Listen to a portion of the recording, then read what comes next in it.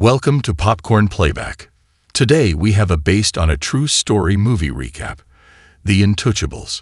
Before we get to the storyline, like and subscribe for more recaps like this, and have a great day. The movie starts in a busy night in Paris. Driss is driving a car, and Philippe is with him. They're going through the city, but the traffic is really slow. Driss gets bored and decides to go faster than the speed limit. They start weaving through traffic and ignore traffic signs. This dangerous driving gets the police's attention. Inside the car, Driss isn't scared when he hears the police sirens and sees their flashing lights. He makes a bold bet of €100, thinking he can escape from the police. But the police are smart. They surround Driss and Philippe, making it impossible to escape. Even though things look bad, Driss doesn't seem worried. He makes an even bigger bet of €200. He tells the police that they need help because Philippe is really sick and they're rushing to the hospital. The police find a wheelchair in the car's trunk, which supports Driss's story. The officers approach Philippe and see him acting like he's having a serious medical issue, but it's all an act. The police realize that they need to help, so they decide to forget about Driss breaking the traffic rules.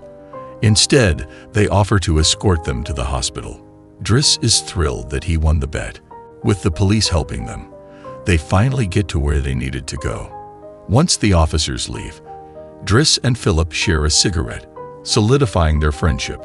Little did they know, this was just the beginning of their remarkable bond. Several months before this, Philippe and his loyal assistant, Magali, are on a quest to find the right person to take care of him. They interview many candidates, but most of them give ordinary or awkward answers, making them doubt if they'll find the perfect caregiver. Unexpectedly, Driss bursts into the room during the interviews, even though it's not his turn.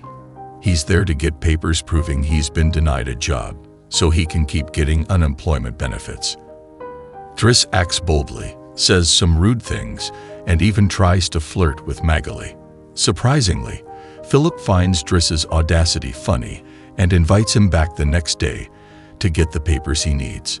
Driss goes back home to his simple neighborhood and tries to take a relaxing bath. But his younger siblings keep bothering him. He manages to finish his bath with the help of his older sister, Nina.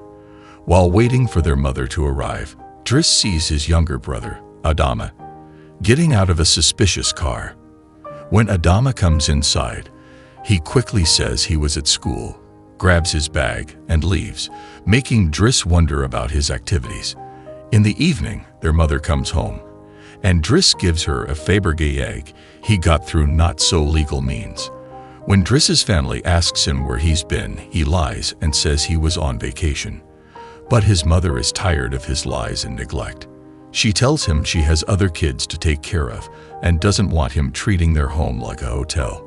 Sadly, she insists that he leaves and doesn't come back. With no place to go, Driss spends the night with friends from his neighborhood, smoking cigarettes and sharing snacks. The next day, he goes back to Philippe's house to get his signed papers. He meets the housekeeper, Yvonne, who shows him around the big mansion and tells him about Philippe's daily routine. Yvonne even shows Driss his room, which has a fancy private bathroom. Driss can't stop looking at the fancy bathtub before he's called to meet Philippe. Philippe gives Driss the signed paper he needed, keeping his promise. But Philippe surprises Driss by offering him a job. Philippe challenges Driss, betting that he won't last 2 weeks in this new role. Driss accepts the 1-month trial and brings his stuff to his new room. His journey into caregiving is about to start. At first, he struggles with the delicate tasks of keeping Philippe's legs active, helping with the wheelchair, assisting in the shower, and aiding with changing his clothes. Things get even more uncomfortable when Driss realizes he has to help Philippe put on high stockings and sometimes assist with personal hygiene, like cleaning him after using the bathroom. Although he hesitates and complains at first, Driss eventually accepts that these tasks are a crucial part of his job. One evening, while enjoying a snack on the rooftop, Driss is interrupted by Philippe's daughter, Elisa, and her boyfriend, Bastien, who are looking for a private place. Driss, protective of his snack, quickly kicks them out. As time goes on, Driss gets better at managing Philippe's daily routine. He learns from his mistakes, like mishandling the phone or forgetting the baby monitor while taking a bath. He also organizes Philippe's mail, handling most of the letters himself, but leaving a set of private ones alone. Driss comes across a flyer advertising female escorts and decides to make a separate file for them, instead of throwing the pamphlets away, much to Philippe's annoyance. Despite the demanding responsibilities, Driss tries to have some fun in his new life. He consistently tries to charm Magali, though she doesn't show much interest. Sometimes, he spends time with escorts to satisfy his own desires. One morning, Yvonne talks to Driss about him being late for his duties and notices potentially dangerous items in his bag. She doesn't say anything about it for now, but she's clearly concerned. On a day when Driss is supposed to drive Philippe around, he refuses to treat Philippe like cargo. Instead, he chooses one of the fancy cars that are rarely used.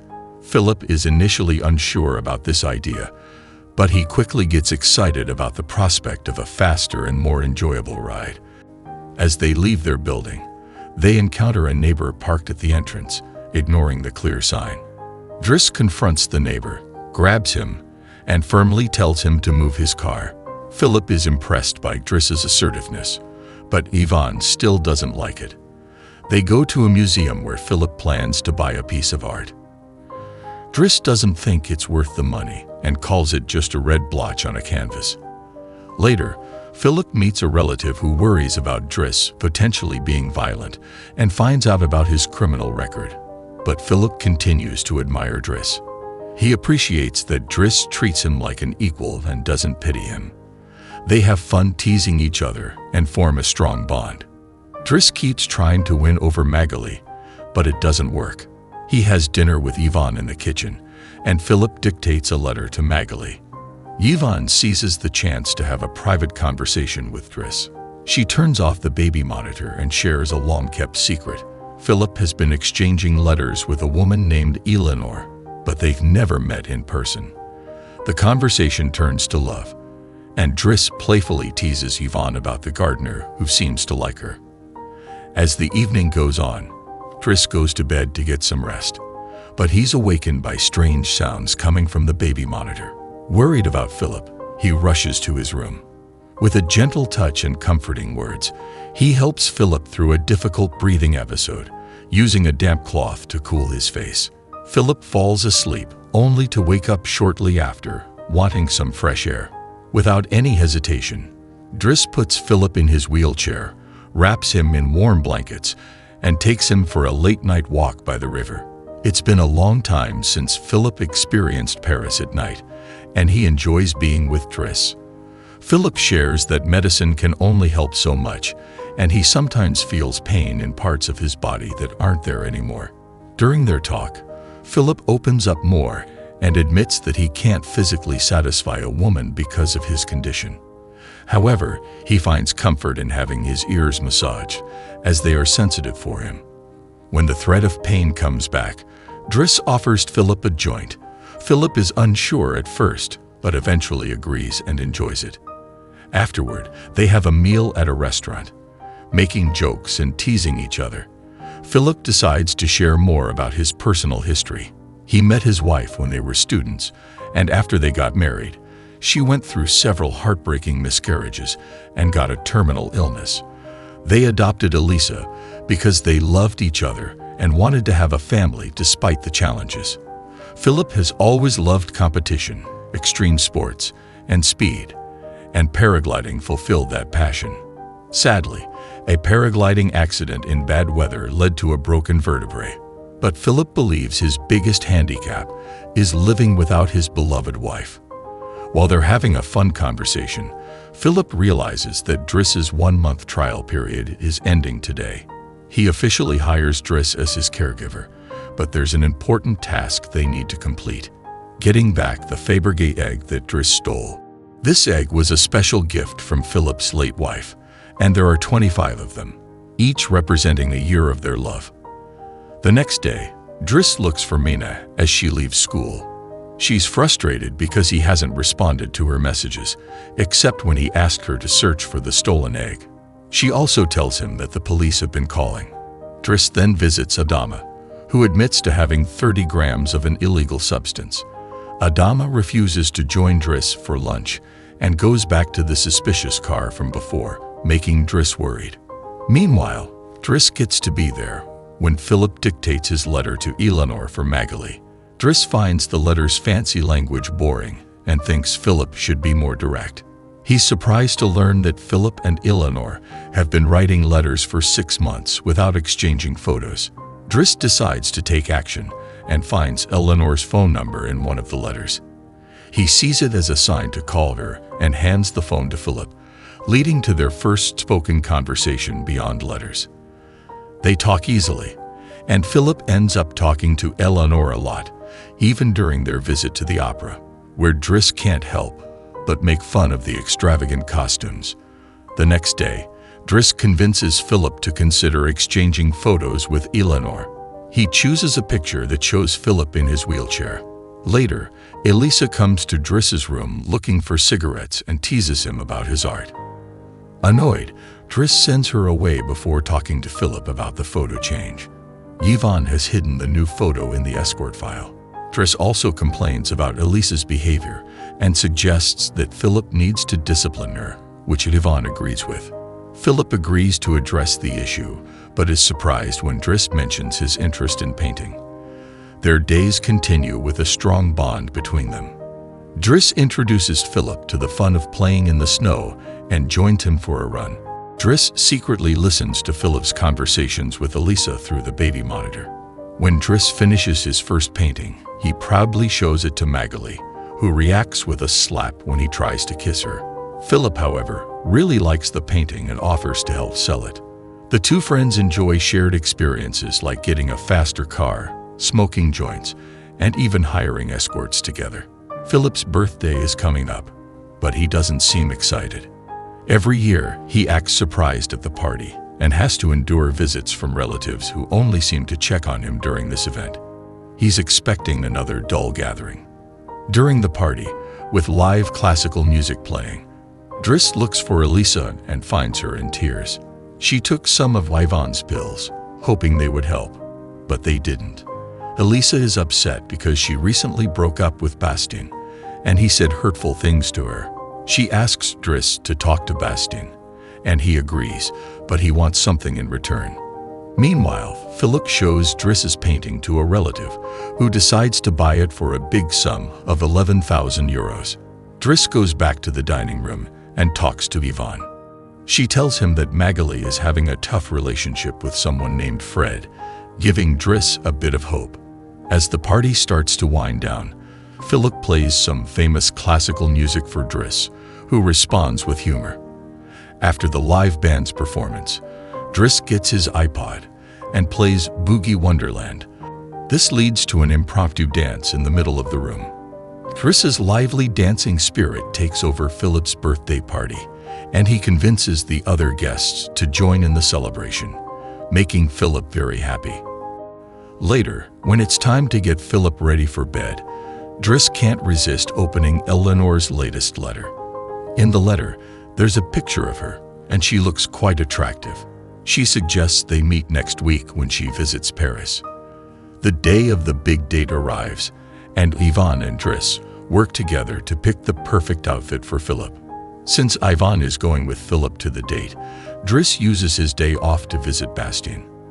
He uses a mix of persuasion and intimidation to make Bastien agree to apologize to Elisa, bring her croissants every day, and clean up his appearance. After that, he makes a quick visit to his mother's workplace, but doesn't talk to her directly.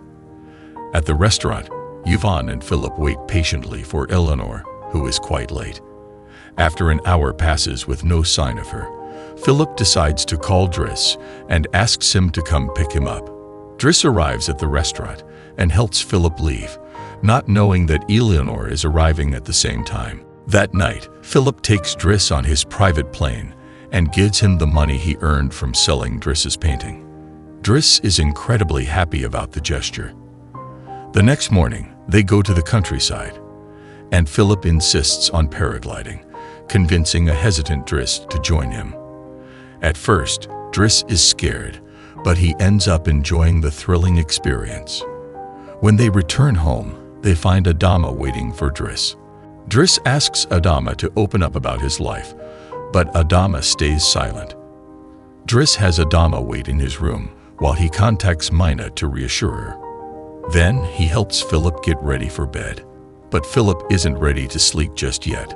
He starts a heartfelt conversation with Driss, asking about his family. At first, Driss is reluctant, but eventually he opens up. He reveals that Adama isn't technically his brother, and his parents aren't his biological parents.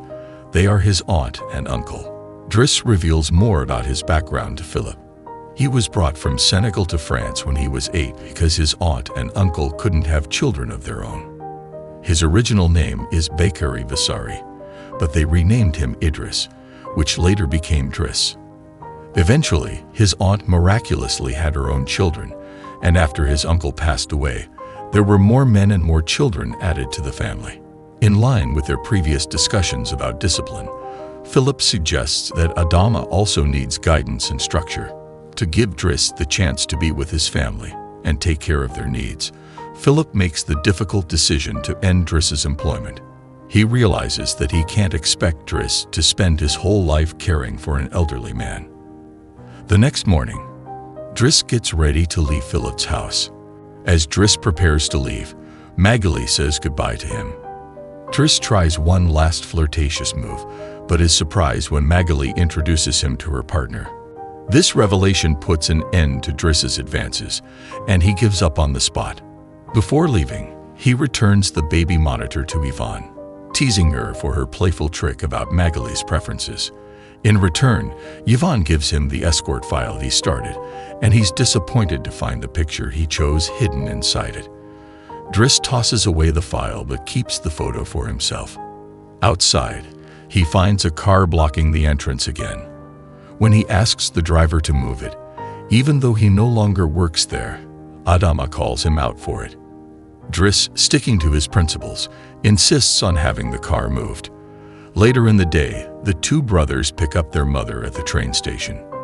Back at the house, Philippe tries to have dinner with his new but unappetizing caregiver, but he ends up leaving without eating a single bite. Yvonne is on a date with the gardener, so there's no one around to scold Philippe for his choice. As days go by, Driss goes back to his old life, reconnecting with his friends and making sure the people in the suspicious car don't bother Adama anymore. He even goes to a job interview for a position he initially lacks experience in. He impresses the employer by presenting himself as pragmatic and using the art knowledge he gained while working for Philippe. He gets a job as a driver. Meanwhile, Philippe becomes increasingly unhappy with his new caregiver. He's in a constant bad mood, making his days really difficult. One night, when he refuses help from anyone in the house for his phantom pain, Yvonne calls Driss for assistance. This leads to a police chase and their trip to the hospital, which is similar to what happened at the beginning. After their adventure, Driss takes Philippe to the coast, and seeing the sea helps calm Philippe's spirits. Later, Driss trims Philippe's overgrown beard and takes him to a restaurant for lunch. But Driss doesn't stay because someone else will be keeping Philippe company that day. Driss wishes Philippe luck and finally returns his cherished Fabergé egg before leaving. At first, Philippe is worried about being alone, but he's pleasantly surprised when his date arrives. Eleanor. She's delighted to see him and doesn't mind his wheelchair at all. Their future together promises new adventures and experiences. That's all from The Intouchables. Thank you for watching.